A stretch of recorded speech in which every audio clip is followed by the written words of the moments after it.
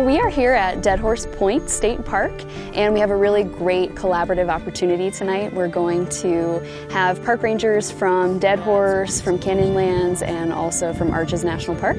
We're bringing all of our telescopes out, and we're going to have a star party. Look in there, you see Mars? We end up having a lot of public land with very little light on it. So it just makes for amazing night sky views. You can see the Milky Way clearly with color. We're going to have folks from the public come in, tourists from all over the country, all over the world, and we're going to gaze up at those beautiful night skies that we have here in the Colorado Plateau. Here, go ahead and you can take a look in here too. It is a huge draw for people, and it does take their breath away, and it's just an amazing experience. Only about a third of the people in the United States can see the Milky Way from where they live. And so the parks, the national parks, are a celestial refuge where people can come see these dark skies and the Milky Way maybe for the only time in their whole lives. Air quality, scenic views, dark night skies, these are all connected. If air quality is impaired, it affects the scenic view during the day, it affects the clarity of the night skies.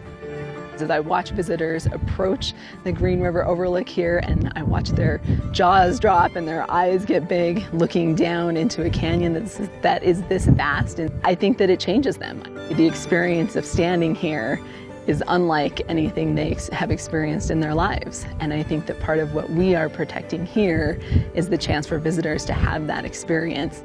Clear air, dark night skies, beautiful view sheds are all part of the character of the Colorado Plateau, and something that we all share, whether we work for the Park Service or whether we even visit national parks. We all share those resources, and they all go hand in hand, and so conserving them is a collective effort.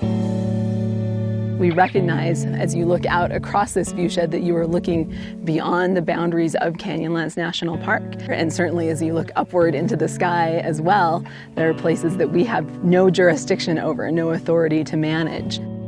It's really important for us to work together, because what happens in the closest city, the amount of smog or the amount of light pollution that goes on outside of the park, still affects these parks.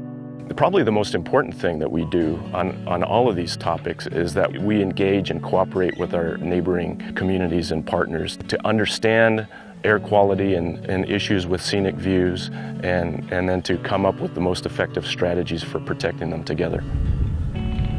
We approached a local oil exploration company about the lights, the security lights that they would use on their oil pad. I expressed to him my concerns with the security lights and how they were there for months, and the gentleman listened, and within a couple months there were no more security lights, just lights for the drills, and it was amazing how quickly and how much they understood. People often don't understand that the choices they make every day can be harmful to ecosystems and the views of the night sky.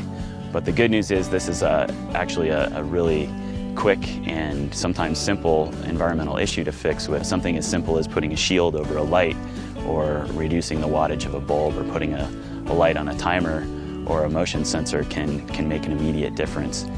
And that's the really positive thing about this issue.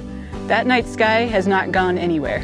And so when we teach people about those simple actions they can take and what the consequences of light pollution are, often it's a pretty easy choice for them to make.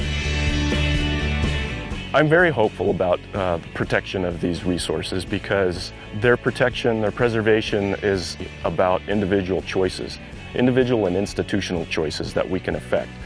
We're hoping that the message that we impart here at the park goes home, crosses the oceans, it becomes international, so that all of us are thinking about our larger role as part of a much larger community. You start to remind them to look up and appreciate the night sky again, and they can't help but have that connection again. People want to make these decisions that causes them to be a good neighbor and a good steward to the environment. They know that we have these really unique landscapes and unique starry skies, and they want to hold on to that.